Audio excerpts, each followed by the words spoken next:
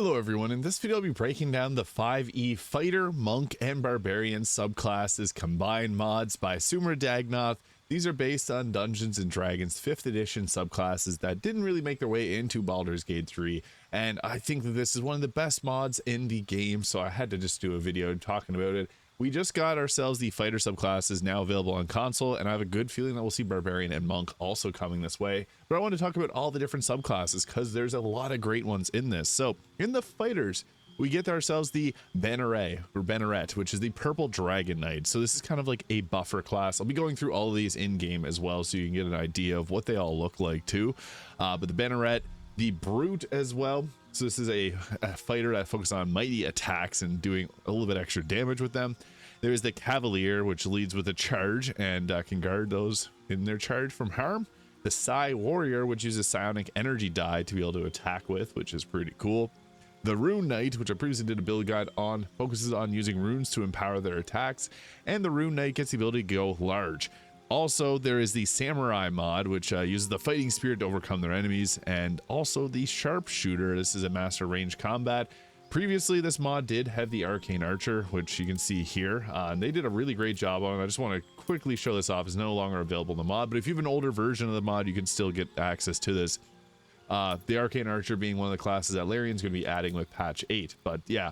Incredible fighter subclasses, really breathes new life into it.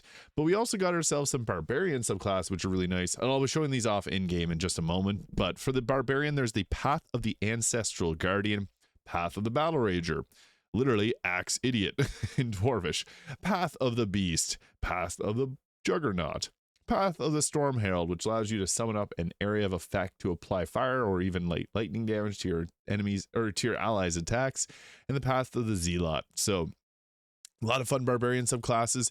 And for the Monk, there's some fan favorites here with the Way of the Ascendant Dragon, the Way of the Astral Self, the Way of the Kensei, which focuses on using weapons in addition to their monk attacks, the Way of the Long Death, one of the most anticipated monk subclasses. I think this one's a blast.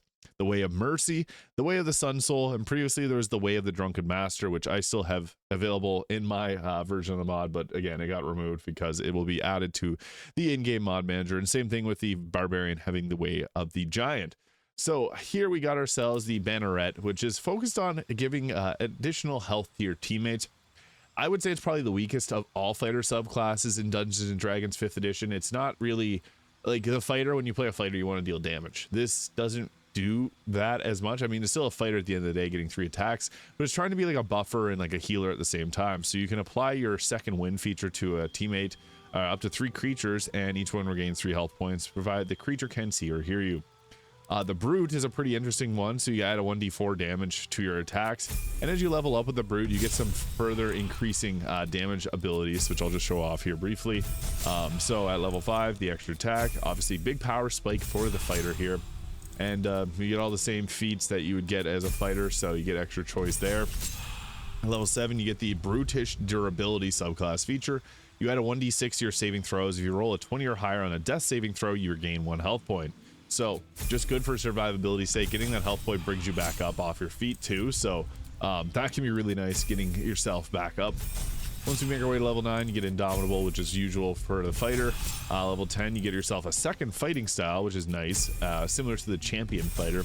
And at level 11, you get the extra attack, and once we make our way to level 12 here, the feat. So the Brute deals a little bit extra damage with their attacks. They don't really have anything super special about them other than just surviving and dealing more damage. So it's great if you're just looking for something that's a little bit easier to play.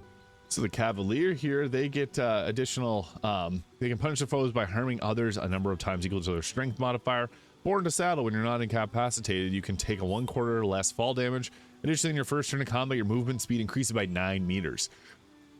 Extra movement speed, huge on a fighter. And then the Unwavering Mark, when you hit a creature with a melee weapon attack, you can mark it, and well, within so many meters of the marked entity, that has disadvantage on any attack not directed at its marker. If it deals damage to anyone other than its marker, the Cavalier gains an extra attack against it on their next turn. Pretty cool for just crowd controlling and making sure that your teammates are protected there. You also get to choose another skill proficiency, which is pretty nice. And as we level up, get the same old feats as we normally would as a fighter, and extra attack here. And then our subclass feature that we'll be getting at level 7 is the Warding Maneuver. The Cavalier can fend off strikes directed at them or nearby allies a number of times equal to their Constitution modifier. So that's pretty good. And the Warding Maneuver. So whenever you're wielding a melee weapon or shield, grant yourself and an ally you can see within 1.5 meters a 1d8 bonus to armor class against an attack. If the attack hits, the target has resistance against the damage. So again, protecting the team. The Cavalier is actually pretty strong in terms of what it can do for protection, as well as getting that extra movement speed in to get in position for attacks. So it's nice to have it alongside another frontliner. Let's say you have a Paladin or Barbarian. It's going to help out. At level 10, we get the subclass feature Hold the Line. Enemies provoke an opportunity attack if they move 1.5 meters or more within your reach. When you hit a creature within this opportunity attack, it cannot move for the rest of the turn, similar to the Sentinel perk, so that's really nice too for shutting down people that might be running to your back line. And yeah, the Cavalier, great movement speed, survivability, and all that tied into one.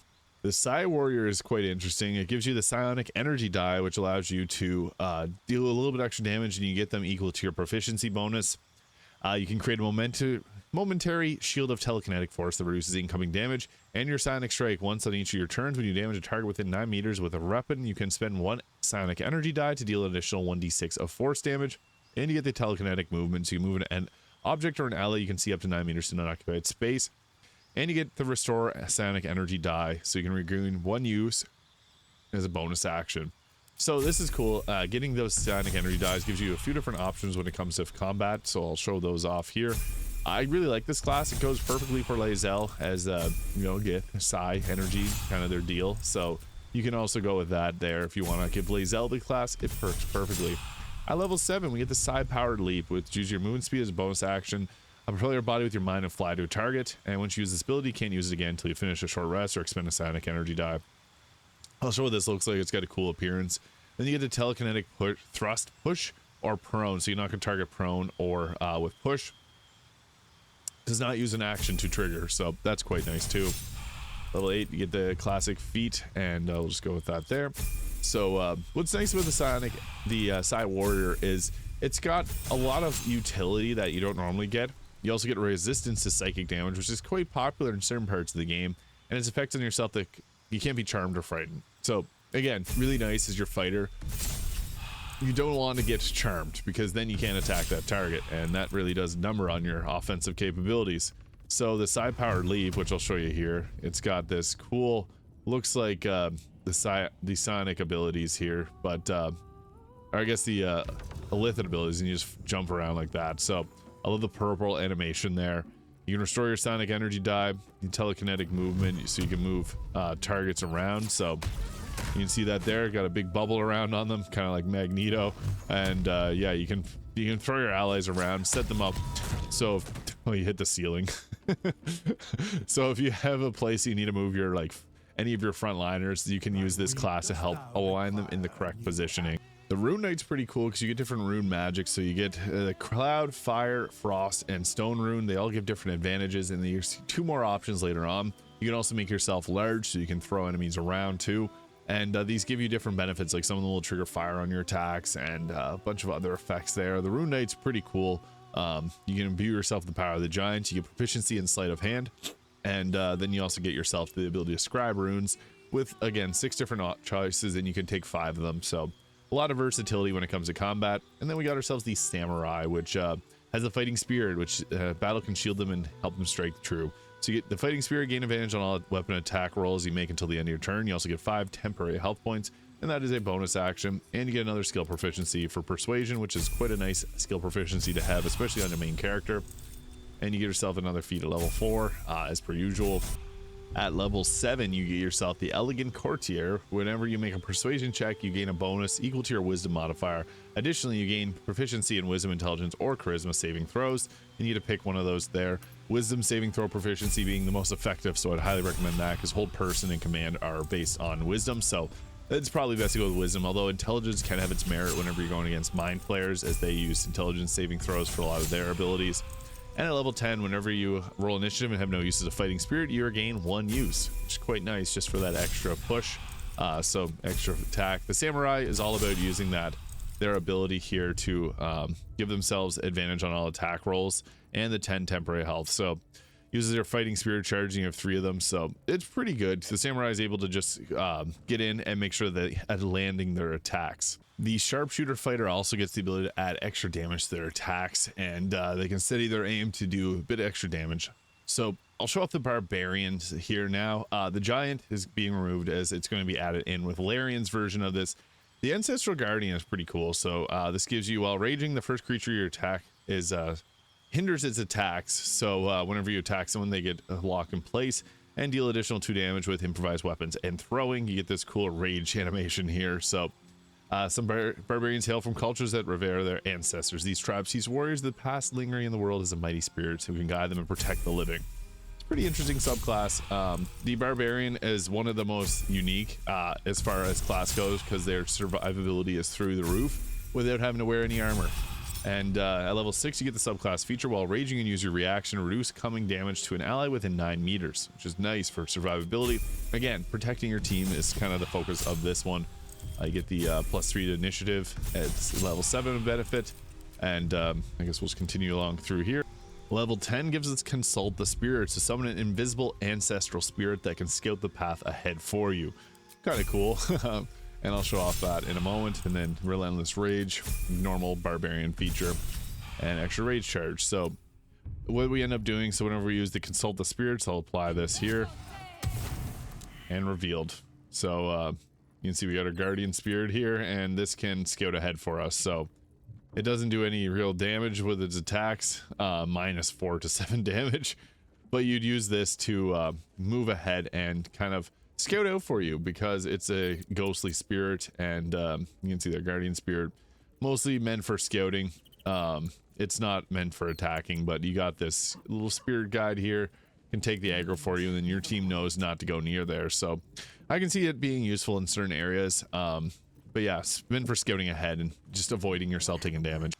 So the Battlerager is interesting, the axe idiot and dwarvish, and this wears bulky spiked armor, allowing them to throw themselves into combat, and they grapple with their bodies. So the Battlerager armor, when you're wearing metal, medium armor, and are raging, you can use a bonus action to make 1 melee weapon attack with your armor spikes against a target within 1.5 meters of you. Additionally, when you make the attack action or to grapple or to throw a creature, the target takes 3 piercing damage if you're successful on the check. So you also get yourself the armor spikes. So when you're wearing medium armor and raging, this is the attack that you would do with the bonus action, so attacking with your armor. And then your rage as per usual, but it has that cool icon there. So this one's pretty fun because it just adds different flavor to the barbarian. Typically the barbarian wears clothing, but wearing medium spiked armor and throwing your body at it is cool. When you use reckless attack while raging, you also gain 2 temporary health points, the advantage of any of them are left when your rage ends, and that'll scale up as you level up too. There's also level 7 barbarian there, get normal feats. And once you make it to level 10, you get the Battlerager charge, so you can cover more distance this turn, doubling your movement speed with a bonus action. So basically bonus action dash, kind of similar to what the rogue would get, but it's only a usable one per short rest. But with this, you get a little extra mobility. Or I guess this is only usable when you're raging. Then you get the rage there, do additional attack, and your normal armor spikes, which you use as a bonus action while wearing medium armor. So it's pretty cool. I think that the Battlerager it's meant to just be like again, not super overpowered, but a kind of a dumb, just go in, attack the axe idiot, and then attack with your body. So it's pretty interesting. Now the beast will allow you to summon in a weapon, and this is cool. So until rage ends, you manifest a natural weapon. So the beast is a little bit different from the other barbarians, which I'll show off here. I do want to mention these all have level 20 support. I'm just going up to level 12 for this, but I'll be doing build guides for all of these at level 12. So at level 6 here, you get the bestial soul, so you get 1 benefit to help you adapt to your surroundings, and this benefits until you finish short or long rest.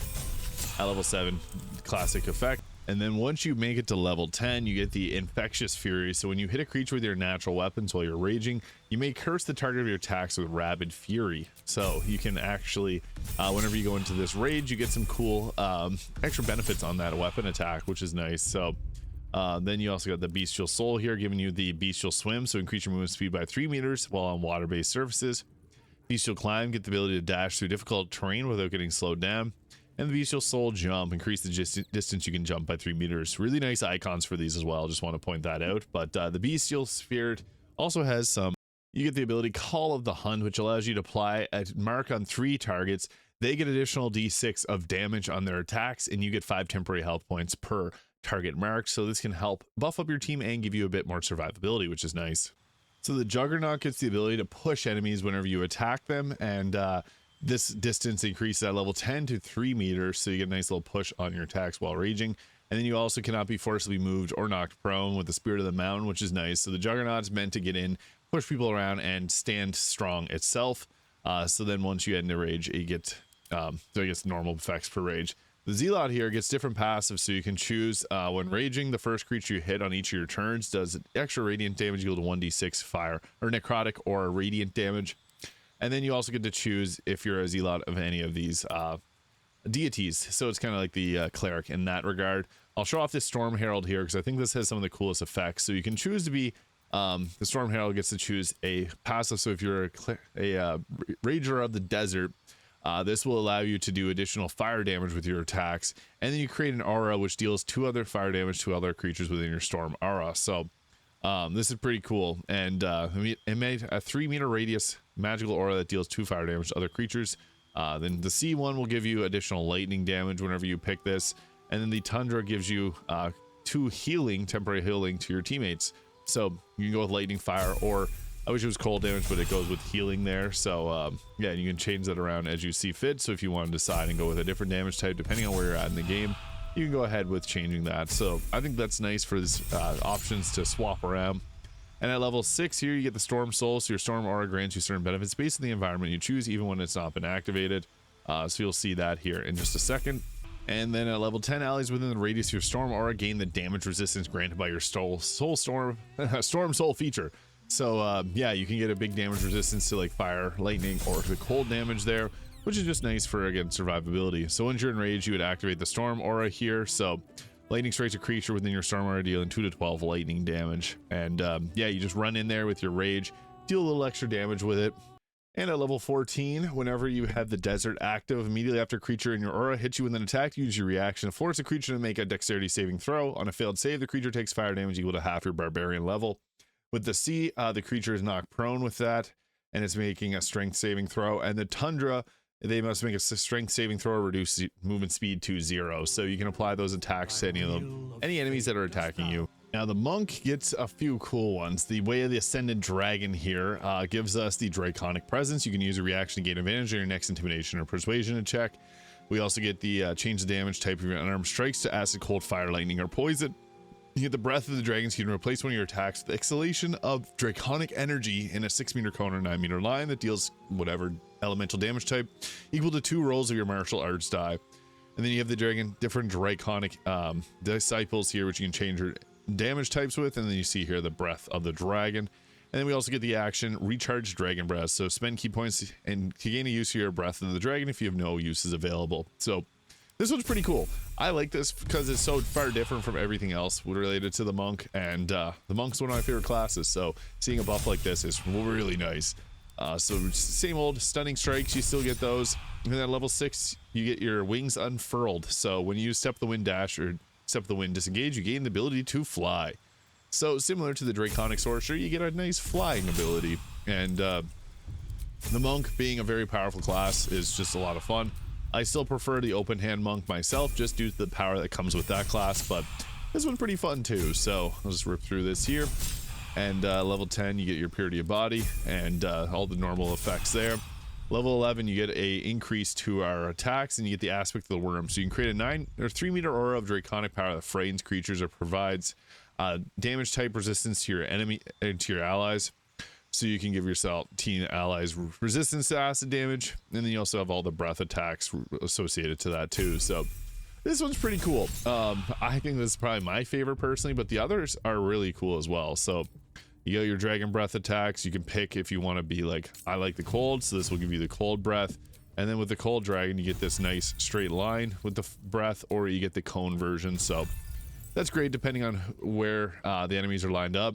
And you can create a aura of fear, which you can activate to frighten targets. And then you can also apply this to give your team resistance to that damage type. So it's got this cool animation around your character as well. Pretty cool. The Ascendant Dragon, a lot of fun. Now, the Way of the Astral Self gives you the Arms of the Astral Self. So manifest the arms of your Astral Self, damaging enemies you can see within 3 meters. So this does force damage on the attacks. In addition to this, once you make it to level 6, you get the Astral, you get more Astral abilities. So you get the Astral Sight, which gives you magical dark vision up to 120 feet. Or the Wisdom of the Spirit, you get advantage on Wisdom, Insight checks, and Charisma Intimidation checks.